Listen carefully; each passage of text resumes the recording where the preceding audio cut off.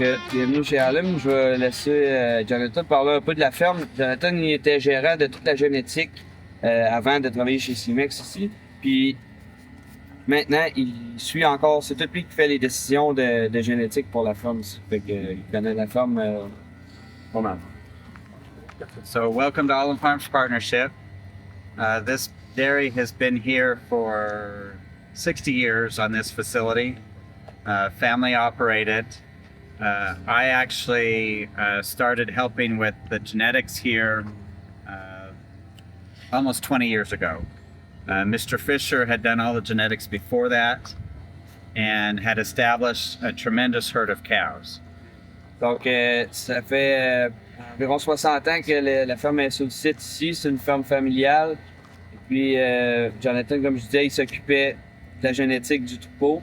Puis, le propriétaire s'occupait de la génétique avant lui. Puis, il avait vraiment établi un troupeau là, phénoménal. He emphasized good production and high type sires and only used proven bulls, not young sires. Il utilisait juste des taureaux éprouvés, de haute production, de haute conformation. So at one time, they milked over 1,000 Ayatollah daughters. Donc, à un certain moment donné, il y avait au-dessus de 1000 filles de Yato. 1,000 Beretta daughters. 1,000 what? Beretta. Il y avait au-dessus de 1000 Beretta. And 1,000 Valentino daughters. Puis au-dessus de 1000 Valentino. How many cows? 3,000 here and 3,000 on another dairy. 3,000 ici, 3,000 sur un autre site. And almost 2,000 cows, excellent cows, have carried the Alum prefix. Il y a à peu près 2000 vaches excellentes qui ont eu le préfixe Alum. So,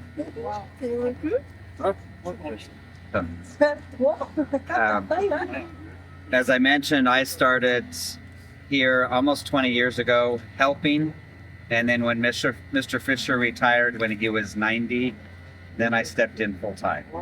Donc, au début, il aidait le M. Fisher, mais quand il a pris sa retraite, ben là, il a commencé à être au temps plein. And I did all the genetics here. Plus, I wasn't a manager overall, but I did help make decisions on which cows to cull and such. And until 2 years ago when I started at Siemens. Je gérais la génétique, puis il aidait aussi dans la décision lesquelles vaches qu'on va réformer, quelles vaches qu'on garde, jusqu'à temps qu'il travaille pour Cimex il y a 2 ans. And I still do all of the matings here. Puis il fait tous les accouplements présentement. So I'm still a consultant. I haven't left completely. But it's nice because Vieira's is 5 minutes away, so when I come to visit Vieira's, I can stop here easily. Ça fait bien pour lui parce que Vieira est proche, donc quand il vient pour le programme Cimex à Vieira, ben il vient ici faire ses accouplements. What are you using for bulls now? Obviously I try and get some CMEX bulls in, but I was doing that before I started at CMEX. CMEX and Select are the 2 studs that are used most heavily here because they tend to carry the bulls with production and good type and deep pedigrees. And so that's what's most important. Chief has been used a lot here. Thrasher, by way of proven bulls. Young sires, I try and do diversity, but production and udders are kind of the priority on what bulls are used here. Donc, principalement ici, puis même avant, il utilisait des taureaux de Cimex puis de Selexor, principalement pour la ferme ici. Il utilise des taureaux de production puis de type aussi. Dans les taureaux éprouvés, il utilisait beaucoup de Chief. Puis dans les jeunes taureaux, il essaie d'utiliser la diversité, de garder de la diversité. Donc, il utilise plusieurs jeunes taureaux, mais tout en focusant sur la production et la longévité. What is the proportion of a genomic young sire today? About 50-50. 50% proven, 50% young. Donc, il utilise 50% de taureaux éprouvés, 50% de jeunes taureaux. How many sires would you be using at a time? So, like next week when new genomics come out, I'll probably choose 3 or 4 proven bulls, and I'll use those for the next 4 months. genomic bulls will change each month as new ones are released, but I'll typically use like about 10 a month with matings. Donc, les taureaux éprouvés, il va les sélectionner aux épreuves. Puis il va sélectionner 3-4 taureaux, puis il va prendre ces taureaux-là pour les 4 prochains mois jusqu'à la prochaine épreuve. Les taureaux génomiques, il va en sélectionner une dizaine à chaque mois. Puis il va rouler là, le nombre de taureaux. Les taureaux génomiques, ça va être des taureaux différents à chaque mois, une dizaine par mois. Pour garder de la diversité. Production-wise, both herds are very similar. They're averaging over 70 pounds of milk a day. Donc en moyenne, ils sont au-dessus de 70 livres de lait pour les deux sites. And about 4.8% butterfat and 3.8% protein. 5,8 de gras puis 3,8 de protéines. All milk is shipped to Hilmar Cheese, and they are one of the owners of Hilmar Cheese. Ils sont propriétaires de Hilmar Cheese, puis c'est là que leur lait pose. C'est 4,8. 4,8? Ah, j'ai 4,8. Okay. 4,8 or 5,8? 4.8 butterfat. 5. What is the ideal ratio between protein and butterfat? For cheese, Yeah. Ideally it would be a 5% butterfat, 4% protein, Okay. because there's not much that they have to take out. The ratio is about right. So that's L'idéal là, pour la production de fromage ribé, c'est 5 de gras, 4 de protéines. Did they talk much about Hilmar Cheese yesterday? Yes, a little bit. Danny did. Yeah, about how they started and why they started. Okay. And then we went there and there was a video. Video, okay. So So, we covered that part, but Okay. there's something. well, just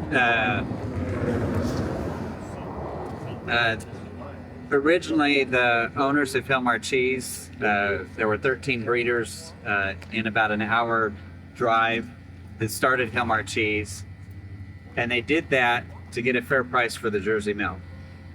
And because they did that, others in the U.S. followed, and it is a big reason why jerseys have seen such growth in the U.S. It's because this group started Hilmar Cheese, and just they did a lot for the Jersey breed, and not everyone realizes how much they impacted the breed, because not only did they get a fair price for their milk, but they showed that the Jersey cow can compete production-wise with the Holstein. Maybe not in volume, but in quality and in value of her product. Donc, oui, on a vu l'histoire de succès de la fromagerie, mais ce que ça a fait, c'est que cette histoire-là, elle s'est répétée ailleurs, partout au pays. Il y a d'autres fromageries qui se sont installées, donc ça a profité à toute la race Jersey. C'est une des fortes raisons pourquoi la race Jersey a autant de croissance aux États-Unis. Ça a permis de comparer, de faire valoir la valeur du lait des Jersey par rapport au Holstein qui était déjà très populaire. Pas nécessairement en volume, mais en termes de qualité du lait et de la quantité des composantes qu'on peut en faire. Donc, ça a été. Ce qu'il dit, c'est que c'est pas tout le monde qui réalise l'importance de ce move-là, d'avoir fait cette fromagerie-là pour la race Jersey en Amérique du Nord. There are over 50,000 jerseys just in this county. Il y a au-dessus de 50 000 Jersey juste dans le comté ici. C'est quoi le pourcentage versus la Holstein? Mettons ma What's the percentage compared to Holsteins? la moitié. In this Like breed share. in this county, probably about 40% Jersey. Environ 40% des vaches du comté, c'est Yeah. des Jersey. Il y a des vaches pas mal ici. Of milk that goes into Hilmar Cheese, I think it's actually about 65% Holstein. Environ Jersey. No, Holstein. There's Yeah. actually more Holstein, yeah. Donc, dans le lait, là, Hilmar Cheese, c'est à peu près 65% de lait Holstein, puis la balance. c'est Yeah. Because they actually get paid better for their milk because they have also increased their components. Parce qu'ils ont un meilleur revenu, parce qu'ils sont payés en fonction des composantes, parce que ça va faire la production de fromage. That's a challenge for our Jersey breed is the Holstein breed is catching up on components. And we've got to not let that happen if we want to continue to have that advantage. Un défi là, de la race Jersey, c'est que les Holsteins sont en train de les rattraper en termes de composantes, donc il ne faut pas qu'ils arrêtent de pousser sur ça pour garder leur avantage compétitif avec la Holstein. And the Canada Jersey is ahead of the U.S. Jersey by now. Puis les jerseys canadiennes sont en avant des jerseys américaines pour ce niveau-là parce que les composantes sont les composantes sont intéressantes. But do you think we have enough genetic base, with US and other countries to keep or to keep the advantage compared to the Holstein? It's going to be tough.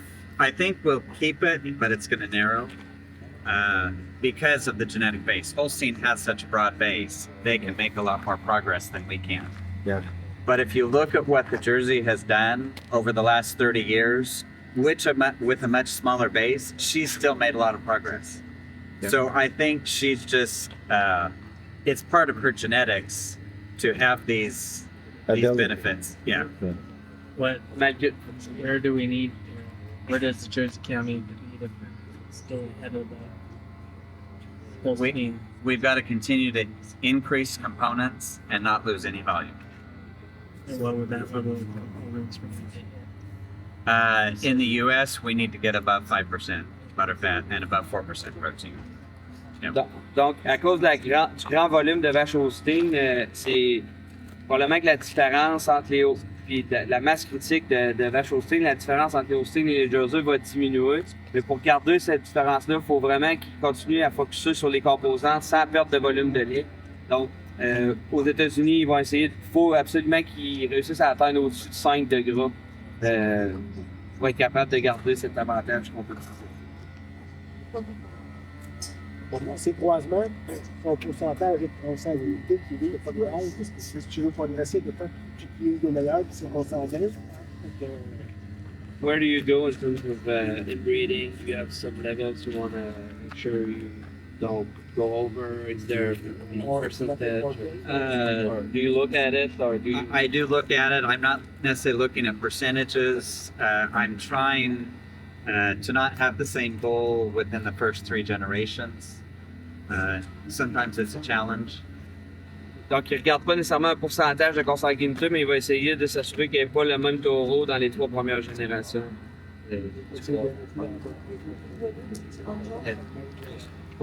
Where some of the challenge has now become, or now increased, is the studs now have some of their own breeding programs, and they're not necessarily sharing, so it's difficult. So that's why I mentioned at Ovatech that we sometimes will buy a high donor that's really elite. She may be from one of the other studs genetics. We bring her into ours, and then we can bring some outcross bull to her, at least for her pedigree, to that, and then hopefully get that next generation that can increase and not be inbred. Parce que les compagnies d'insémination, ils gardent une certaine mainmise sur les taureaux puis les ligneux. Ça devient difficile d'avoir accès à cette semence-là puis d'avoir de la diversité. Donc, qu'est-ce qu'ils font? Ils vont acheter des femelles élites d'un autre centre d'insémination ou d'un autre programme d'un centre d'insémination pour avoir accès à cette génétique-là. Donc, au lieu de passer par la voie des mâles, ils vont passer par la voie des femelles pour diversifier leur offre génétique. Par l'achat de femelles. Une question, là. Pourquoi on va passer des taureaux souvent avec 12 14 15% de consanguinité dans des taureaux pour le ventre, pour la reproduction? C'est quoi le but? Si on cherche la diversité, de voiler le frère avec la sœur, de s'en marquer. Fixer caractère. Asking why there's some bulls that can reach a level of 12-14% of inbreeding, and if we want to still have some diversity, why would you breed some relative together, or what's when you do that, why would you do it if you do it? If we're doing that, and I usually avoid that much inbreeding, but if we're doing it, we're trying to concentrate certain genetics. And the thing is, when you get a bull, so to speak, that's that inbred, quite a bit of the population is not related to him. So even though he's more inbred, it opens up, because you've only used a couple lines, you've opened up some females that he can be used on. Donc, j'essaie de le faire le moins possible, mais quand ça arrive, c'est que le taureau, c'est pour fixer des caractères. Souvent, comme ce taureau-là est plus haut en consanguinité, ben, il est vraiment plus une lignée, donc il est moins apparent avec la majorité du reste, donc il est capable d'aller être utilisé dans d'autres lignées qui sont pas consanguées avec elle-même. You just have to be careful because, yes, you're concentrating some good genes, but you could be concentrating some bad. Il est conscient qu'il faut faire attention parce que tu concentres aussi des bons gènes, mais des moins bons gènes. And here at LM, are you using a lot of in vitro, and is the flushing program quite aggressive or intense? Yes, we do about 4 cows a week, IVF. Okay. And then we usually have 2 to 5 heifers at Bovatech that we're doing. Donc, chaque semaine, ils font 4-5 vaches in vitro, puis ils ont 4-5 femelles qui sont logées chez Visite. Ils vendent une quinzaine de taureaux par année, puis le but de leur. Pourquoi ils font des flushs in vitro, tout ça, c'est de continuer à vendre des taureaux. C'est encore un de leurs objectifs. Select Sires has a bull called Seismic PP. He is homozygous bull. He came from here. Okay. And that's actually one of my goals is to input the pole gene into the jerseys at the high end of genomics. They are a big old base here. Yeah. Donc, il y a une bonne base de femelles à serre ici. Puis c'est un de ses objectifs d'amener des taureaux à serre dans les centres avec la génétique d'ici. Présentement, il y a un taureau qui est PP à sélectionneur qui vient d'ici. How many a year getting embryos versus just getting replacing? So the top 5 of milk cows, the top 5 to 10% are mated to, if they're not being used for IVF, they're mated to sex. The first 2 times they might get conventional and then they'll go to beef. Probably about going to 10 to 30%, those are just getting mated to sex, possibly used for recipients. The bottom half of the herd is all bred to beef or used as recipients. So basically just whatever embryos are produced will go into the animals as recips. If they're not used for recips, they're either based on genetic level, bred to beef, or sex. 5 and 10, 15%. Get some sexy. Yes, right. Donc, les 5% supérieurs vont être utilisés en in vitro, va avoir de la semence à quelques reprises. Ensuite de ça, il va le 10 à 15% inférieur, suivant va avoir de la semence sexée, puis tout le reste, ça va être de la semence de boucherie. Ouais. And what about the heifers? Heifers, the bottom 40% are probably bred to beef. All the rest are sexy. Donc, 60% des génisses supérieurs ont de la semence sexée, les autres vont avoir du bœuf ou des embryons. Maybe embryo too. No. All the Embryos are just cow. Donc, tous les embryons sont mis dans les vaches qui ont un plus haut taux de croissance. So the owners want about 50% of the herd bred to beef just for replacements. And I said I'm the one in charge of matings. Well, initially they were breeding, no heifers were bred to beef. So that meant all that 50% had to come to cows, which meant I was breeding excellent cows to beef. And I said, I don't want to do that. These are better than some of the heifers. So I got permission to breed some of the heifers. That's why we breed so many heifers to beef, is because we've got the excellent cows and I want another daughter out of them, not a beef cow. So. Au départ, il aurait dû inséminer toutes les femelles, les génisses avec des taureaux Jersey, puis plus de vaches avec du bœuf, mais ça faisait trop de bonnes vaches qui avaient du bœuf, donc il a demandé la permission de pouvoir utiliser un petit peu plus de Jersey dans les vaches, mais il a dû monter son tour de bœuf dans les génisses. It's kind of an hybrid strategy between genetic advancement and Family. Right. C'est un mode hybride entre le gain génétique et l'usage de ces bonnes, plus vieilles vaches.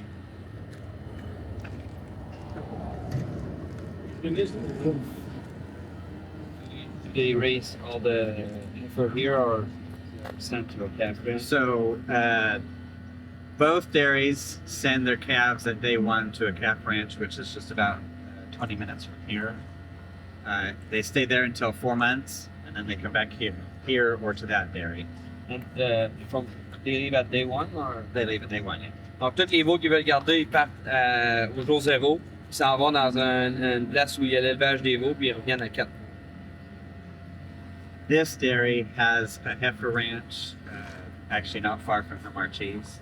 And so they stay here from about 4 to 6 months, then they go there until they're close to calving and come back. Ils ont un calf ranch à eux autres, donc un heifer ranch à eux autres. Fait qu'à partir de 6 mois, ils s'en vont là-bas, puis ils reviennent au village.